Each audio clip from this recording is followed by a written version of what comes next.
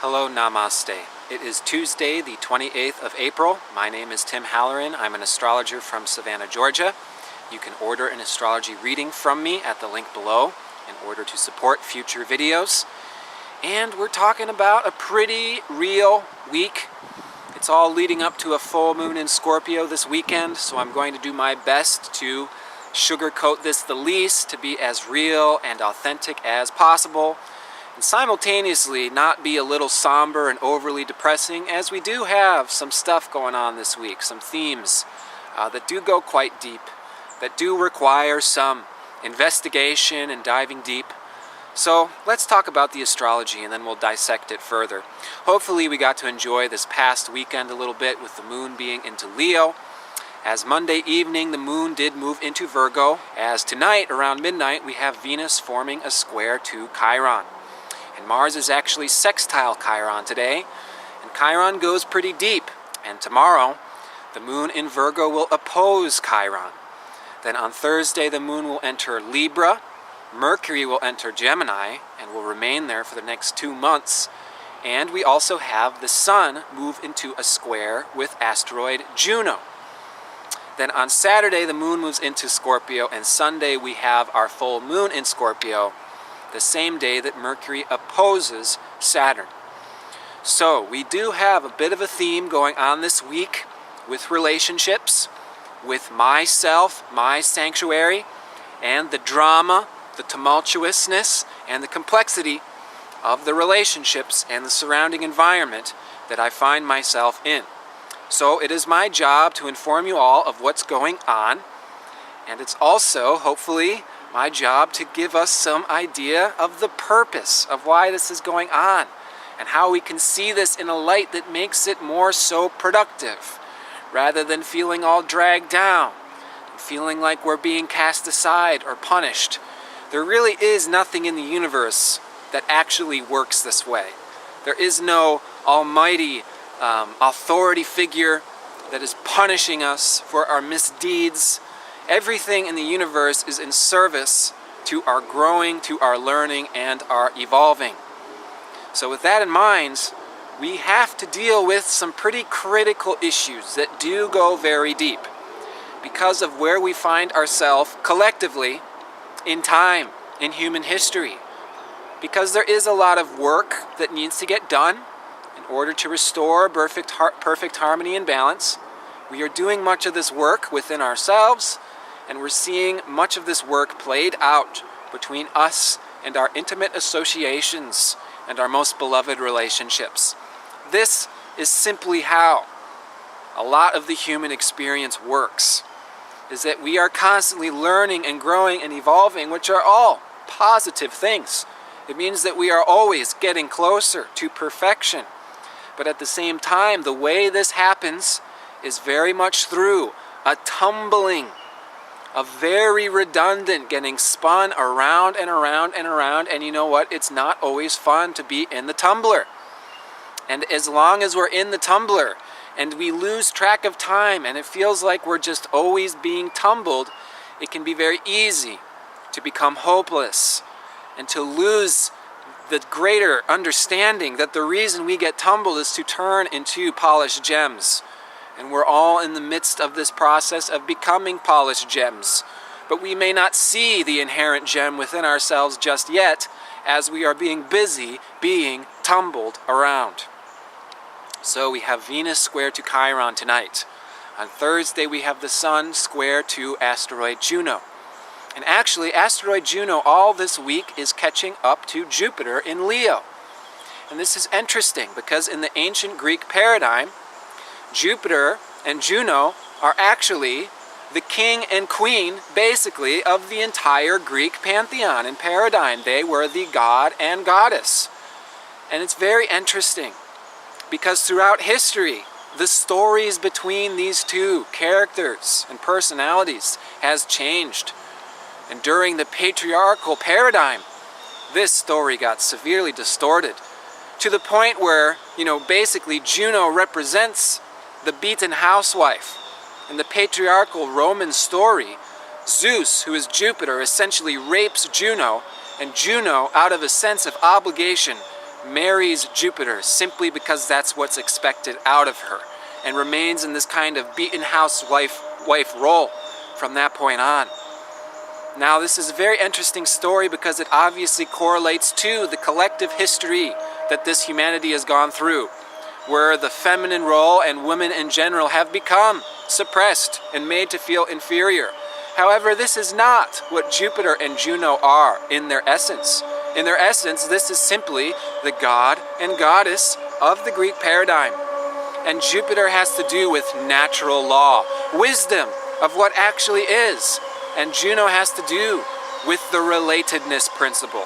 How do we apply the wisdom of what we know in our relationships? How do we communicate with one another? How do we nurture one another? Is Juno, the relatedness principle. Now, I find it interesting that Juno is catching up to Jupiter at the same time as squaring the sun, which is immediately followed by a full moon in Scorpio square to Jupiter.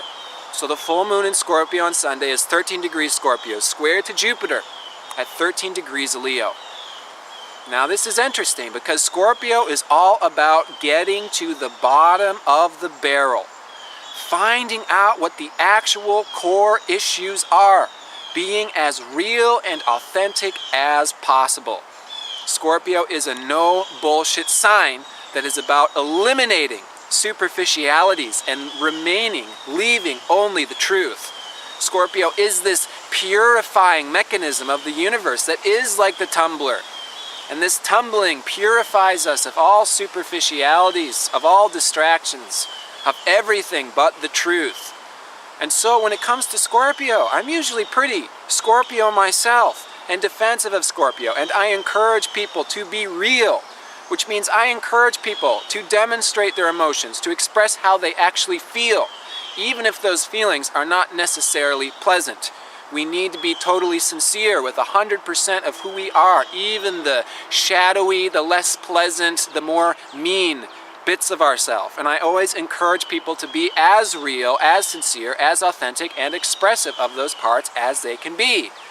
Except when we're talking about a full moon square to Jupiter, because this is actually going to make this part of the process maybe considerably easy. You know, and it's not all bad, but a square to Jupiter, a full moon in Scorpio square to Jupiter, is really going to blow up and inflate these issues. The drama, the emotions, the disagreements, the tumbling is really inflated with the square to Jupiter. Now, this is not necessarily bad in itself. There are very good parts of this, because when the underlying root issues and emotional complexity is inflated, that makes it easier to see. This is a wonderful opportunity for us to go into our own underworld, that is our emotional center, where we have all of these unprocessed emotions going way back to our childhood, going way back into our past lives, going way back into collective human history. And that's why I mentioned the Juno-Jupiter story, as I feel a lot of the disagreements and the trouble and the, particular emotional relationship butting of heads that can happen this week is in the service of us discovering what these root issues are that I think do take us back quite a bit in time to this kind of male-dominant patriarchal society, because we're dealing with these two signs during the full moon. Sun in Taurus, opposite the moon in Scorpio. And both these signs are actually feminine. Taurus is Mother Earth. Scorpio is like Mother Kali, the destroyer. And she's also intimacy, sexuality. Both of these signs have to do with sensuality, sexuality, intimacy with ourselves and with other people. And lo and behold, these are the areas that have suffered the most belittlement, the most repression, as we have belittled these parts of ourselves throughout collective history, saying that these are the weaker, more inferior aspects, the feminine aspects. Or we may have even gone so far as to completely condemn these aspects, as in sexuality and sensuality is bad and evil. And all of us, going back into collective time, going back into collective history, has suffered various personal, individual prejudices, suppression. It happens to men and women alike. But the point is, these are actually very deep issues. And the point is, these issues come out of the fact that we don't know how to actually nurture and take care of ourselves and one another very effectively, which is not our fault. It's coming out of our past. It's coming out of our history. However, there is a lot of unresolved stuff there. And we are taking a look at this stuff this week. You know, a Venus square to Chiron at midnight tonight can make us feel quite isolated. And Chiron is this very deep centaur planet. Chiron is this centaur planet that not everybody taps into because it is that deep. Because Chiron is unconditional love. And when we feel Chiron, Chiron can sometimes make our heart break. We can feel isolated. We can feel alone. We can feel separate from our lover, from our friends, from the groups and the organizations that we so much desire to be close and intimate with. And there is some tension that is going on between all this Taurus energy and the waxing full moon in Scorpio. Taurus energy is self-sufficiency. As you remember, 2 weeks ago, we had our April 18th new moon at the 28th degree of Aries. And I suggested that we all put the intention into this new moon to find our own self-security, our own inner sanctuary, to be able to provide for and take care of ourselves and not necessarily expect so much from other people. And then this next following week, we could have been really dedicated, getting so much stuff done. I mean, it's been pretty grounded, focused, and intense. It's been pretty busy. There's been a lot of stuff we've had to deal with, and it's been mostly on our own. And this can make us start to feel isolated. This can make us feel alone. And then we start to look for various forms of nurturance. And this is a big thing, is that we don't really know how to nurture ourselves because we haven't been taught that, because the nurturing principle has been suppressed for a long time. So we start to look for each other for nurturance. And when we start to look for each other and rely on each other for nurturance, things get complicated. Because everybody's busy right now. Everybody's got to do their own thing. The other thing with Taurus and Scorpio is this oftentimes has to do with money and resources and power. And it's like we're all simultaneously right now struggling to find our own security, our own resources, our own power in order to feel self-secure. In order to feel like I can provide for myself and survive. And simultaneously, all this relationship's complexity can start to be brought up as we realize that we feel thoroughly unnurtured in our endeavor to seek greater and greater forms of self-security, and therefore we rely on one another, not just ourselves, for nurturance, for empathy, to feel included, to feel safe. We look for relationships for these things as well. And this can be this natural tension that we experience this week between the individual stuff that we need to take care of, my own sanctuary, my own ground. I can't be swept away into everybody else's crazy drama if I'm not feeling secure in myself first.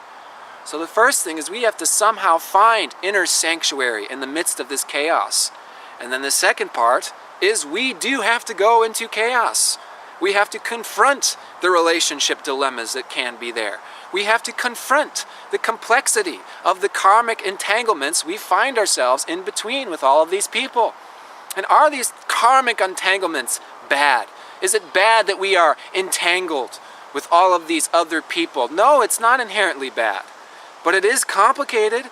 It does make things pretty difficult when you have to deal with your own thing. You have a job from a particular time, and then somebody, because of their emotions, because of their drama, can interfere in your world, in your universe, in your job. And just as well, if you're feeling emotionally depleted and suddenly we start reaching out to other people for security, we can start interfering with them and their stability and their lives. So this is the polarity between Taurus and Scorpio. And this is our full moon. And this full moon will be T-squaring Jupiter in Leo. So we're talking about Taurus, Scorpio, and Leo, and Jupiter. Jupiter that's inflating the whole thing, that's blowing up the whole thing, that's making the entire thing pretty much inescapable. And the thing we have to remember here is we have to be very delicate and careful with our communication. because this type of full moon square to Jupiter can make overreactions very easy, can make over presumptions easy. We can assume so much, we can get hyped up, we can overinflate what we're feeling, we can over dramatize what's going on and get carried away because we have so many deep wounds and so many thousands of years of unconscious suppression. It's easy all of a sudden to let the cat out of the bag. So communication is absolutely key this week. And fortunately, on Thursday, we've got the moon moving into Libra, Mercury moving into Gemini. This gives us the capability to communicate quite concisely, to put into words how we're actually feeling, to actually have the circumstances where we can engage in dialogue with other people. We do have the opportunity this week to do this. In fact, it is absolutely necessary that we have these conversations.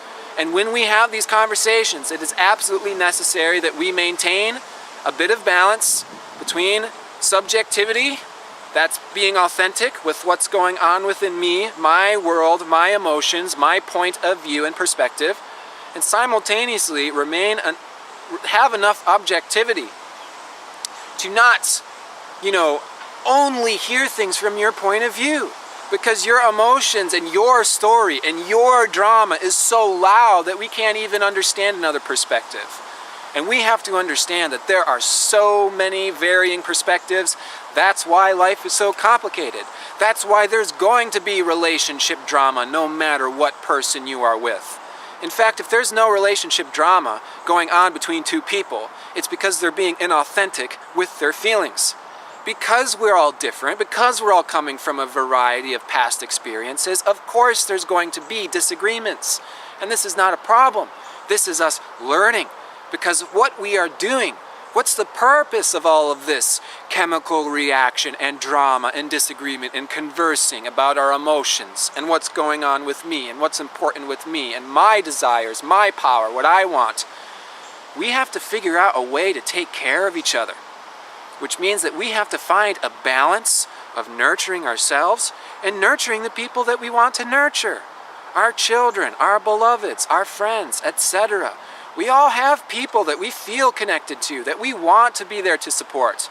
And simultaneously, we cannot support other people if we are completely emotionally, energetically drained. We have to be able to take care of ourselves. And this is the struggle. This is the challenge of this week. And yes, it's a challenge. It's a challenge because it forces us to find creative solutions, which means that we have to grow, we have to learn. We are always on this upward spiral. And this upward spiral happens because of our choices, because of our willpower. It does not happen to us through oppression. You're going to learn. That oppression happens until we choose to learn. And that is grace to us. It is grace that we have some encouragement to learn. Otherwise, we may be afraid to learn. We may be afraid to move forward. In fact, we need to be very real about what we need to address, about what we're feeling.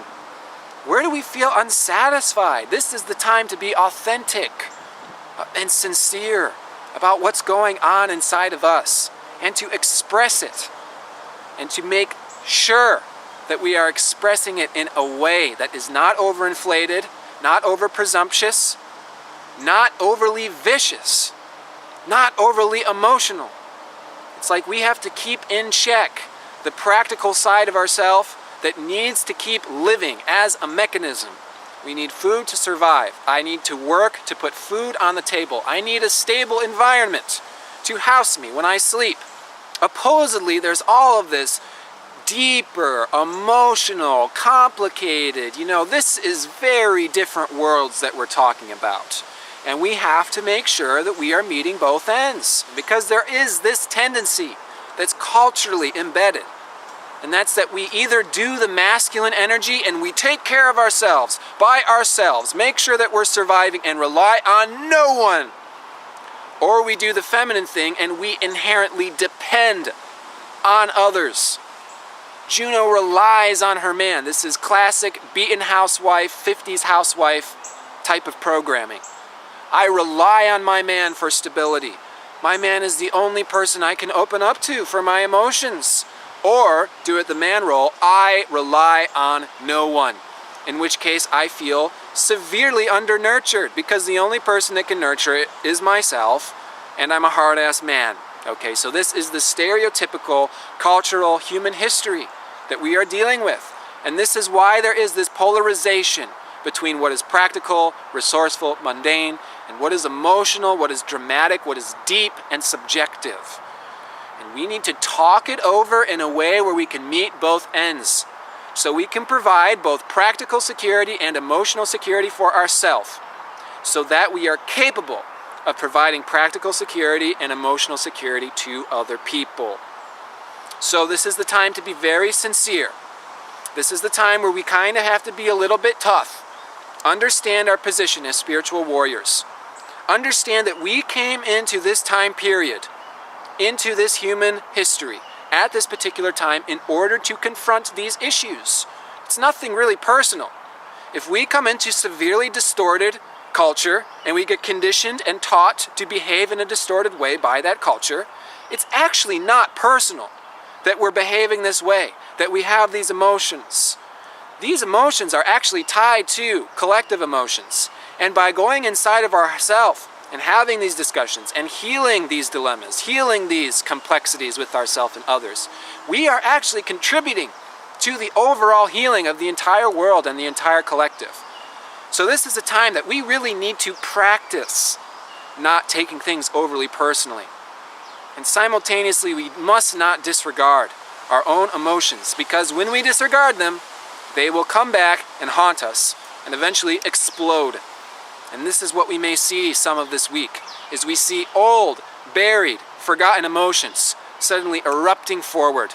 And we just need to remember to back off a little bit. Remember that this is part of a healing process that we are dealing with each other, with our beloveds, and it is in fact with our relationships that we do the most evolving and development. Because this is two completely different universes, individual universes with different past experiences, different states of evolution, different talents, traits, qualities come together. And of course there's going to be some conflict. Of course there's going to be chemical reaction. This is why it's actually very important. This is not bad, this is productive. This is when evolution can happen quickly, when we start interacting and discussing with other people. But this is all in the service of bringing us back to our power, back to our sanctuary. This is a time to figure out our money issues, our power issues, our relationship dynamic issues. How we relate to each other sexually, how we relate to each other sensually, intimacy.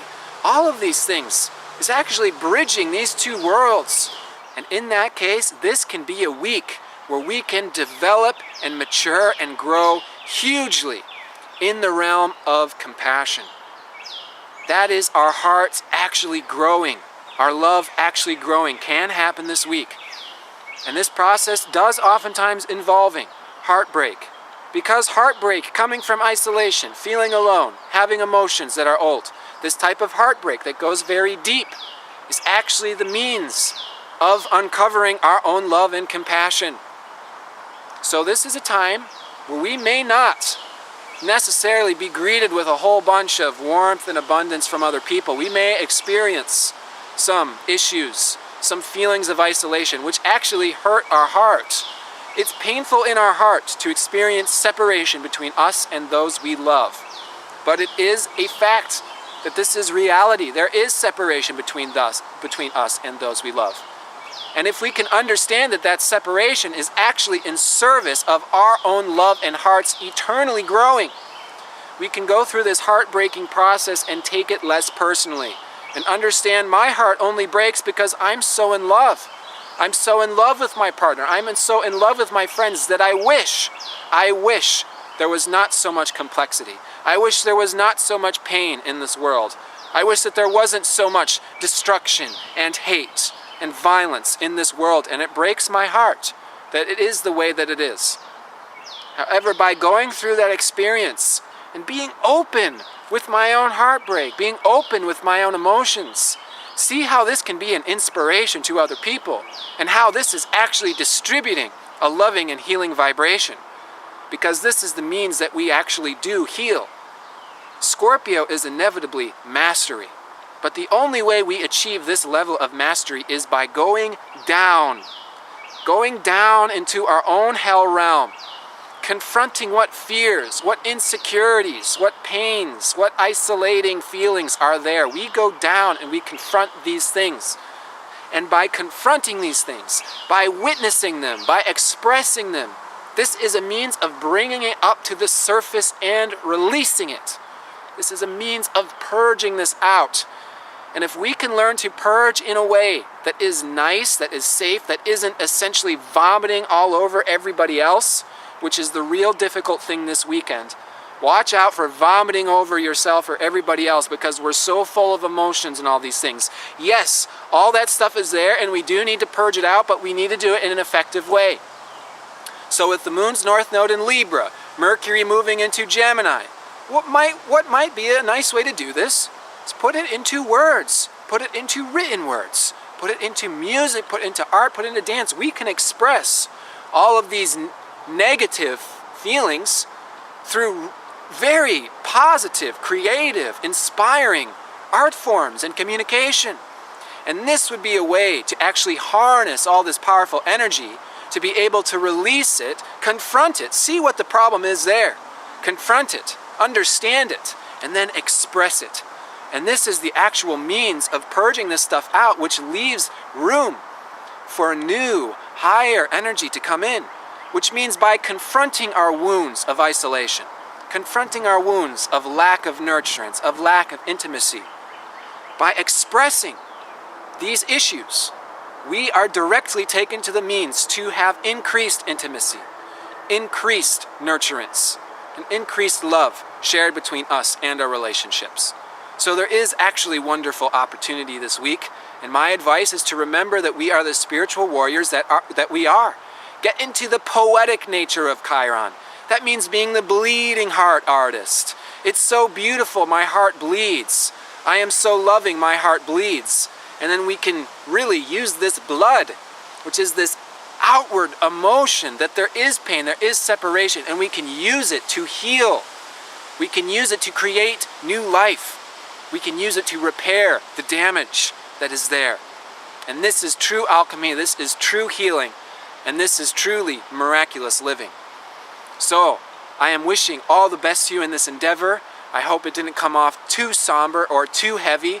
However, I simply want to share the fact that we are not going through this alone. And for my more sensitive viewers out there, this is actually a wonderful initiation into the deepest parts of what it means to be here as a spiritual being and to be a healing, transmuting force. So all the best to you. Namaste.